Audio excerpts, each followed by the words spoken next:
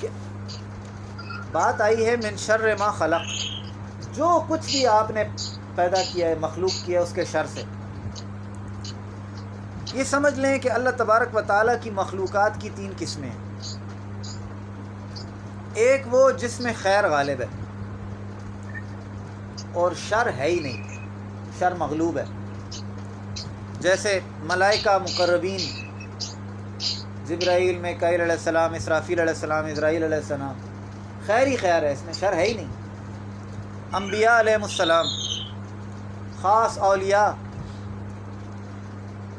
خاص ان میں خیر ہی خیر ہے، شر ہے ہی نہیں. السلام ورحمۃ اللہ. دوسری وہ مخلوق جس میں شر غالب ہے اور خیر مغلوب ہے، مثلا شیطان، کہ اس میں خیر نہیں ہے، اور شیطان کی ساری ذریت، اس میں بھی خیر نہیں ہے. ایذا دینے والی چیز، مثلا بچھو، آپ اس کو ڈوبتے کو بھی پانی سے بچاؤ ہاتھ پہ، تو آپ کے ہاتھ پہ ڈنگ مارے گا، خیر نہیں ہے.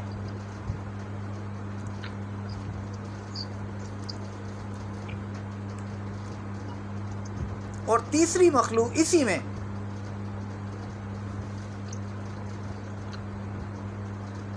جس میں خیر اور شر دونوں موجود ہیں. یہ کون ہے؟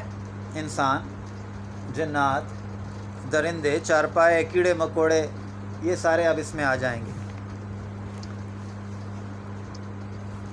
بعض اوقات بعض لوگوں کے اعتبار سے شر ہو جاتا ہے، اور بعض اوقات بعض دوسرے لوگوں کی نسبت خیر ہو جاتا ہے.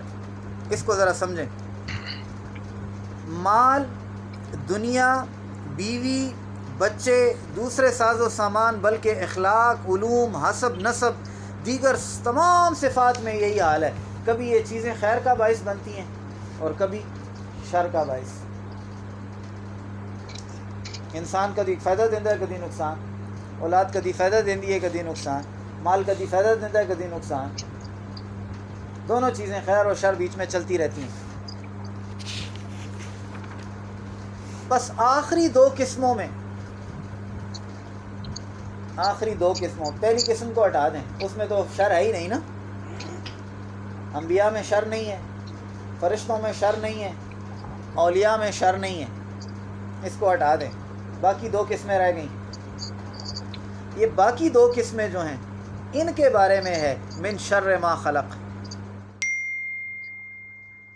یہ ان کے بارے میں ہے. تو من شر ما خلق سے مراد وہ برائی ہے جو ان میں موجود ہے، جبکہ پہلی قسم کی نسبت سے جس میں مطلقاً برائی ہے ہی نہیں، بعض دوسری چیزوں کے لگنے کا اعتبار ہے. اب ذرا اس کو سمجھیں. مثلا ایک شخص عبادت کرتا ہے، تو عبادت نیک عمل ہے. عبادت کا شر کیا ہے؟ ریا، دکھاوا. دکھاوے کی عبادت کرے تو یہ عبادت نہیں ہے، یہ شر ہے.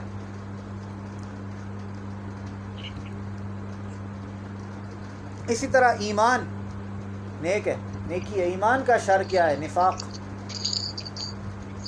سامنے کچھ اور ہے، اندر سے کچھ اور ہے، یا ارتداد، مرتد ہو جانا. انبیاء علیہ السلام کی نسبت سے شر، ان کو جھٹلانا، تکذیب کرنا، ان کی فرما برداری میں کوتاہی کرنا. اولیاء اللہ کی نسبت سے شر، ان کی صحبت کے انوار سے محرومی، یا انہیں حاصل نہ کرنا، یا ان کی صحبت سے محروم رہ جانا. ذرا اندازہ کر رہے ہیں؟ ہم نے 3 شروں کی بات کی ہے. اللہ کی مخلوقات 3 قسم پہ ہے، ایک خیر، ایک شر، اور ایک وہ جس میں دونوں ہیں. وہ جو شر ہے وہ تو ہے ہی شر. اس کے علاوہ جو انسان، جنات، کیڑے مکوڑے، ان میں خیر و شر دونوں ہیں. پہلی جو چیز ہے جس میں خیر ہی خیر تھی، اس میں بھی شر کے اثرات تو ہیں نا. ان چیزوں میں نہیں ہیں، لیکن ان چیزوں کے غلط استعمال میں شر ہے. تو جب ہم یہ کہتے ہیں کہ من شر ما خلق، تو اس میں یہ ساری چیزیں آ جاتی ہیں. نیک آدمی پناہ مانگ رہا ہے تو وہ اپنی عبادت میں ریا کے شر سے پناہ مانگتا ہے، کہ مجھے میری عبادت میں ریا شامل نہ ہو، میری ایمان میں نفاق شامل نہ ہو، اخلاص آ جائے. علی ھذا القیاس، یعنی خیر کا شر اس کی تاخیر میں ہوتا ہے. نیکی کا شر کیا ہے؟ آپ نے نیکی کرنے میں دیر کی، یہ نیکی کا شر ہے. اور عمل صالح کا شر کوتاہی میں ہے. نماز پڑھی ہے، اچھی نہیں پڑھی، جلدی جلدی پڑھ لی ہے. نماز پڑھی ہے، اچھا کام کیا ہے، کوتاہی کی ہے، اچھی نہیں پڑھی، دھیان نہیں تھا. جس کی خاطر نماز پڑھنی تھی وہ بیچ میں نہیں تھا.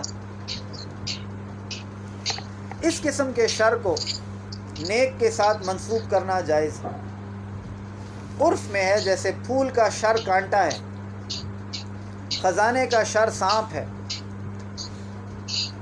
اچھے چہرے کا شر بری عادت ہے. دیکھو نا، ایک آدمی کا چہرہ بہت اچھا ہو لیکن ساتھ میں وہ بری عادت ہو تو وہ اچھا چہرہ اس کا خراب نظر آئے گا. تو مفسرین نے کہا کہ شر ما خلق سے مراد سب سے بدترین مخلوق ہے جو کہ شیطان ہے، اور چونکہ تمام شرور کا منشا وہی ہے اس لیے سب سے پہلے تعوذ اسی سے واقع ہوا. تو آپ اپنے ذہن میں رکھیں کہ جب یہ کہتے ہیں کہ من شر ما خلق، تو اللہ نے مخلوق جتنی بھی پیدا کی ہے اور جتنی قسم کی اس مخلوق میں شر ہے سب سے پناہ مانگ رہے ہوتے ہیں.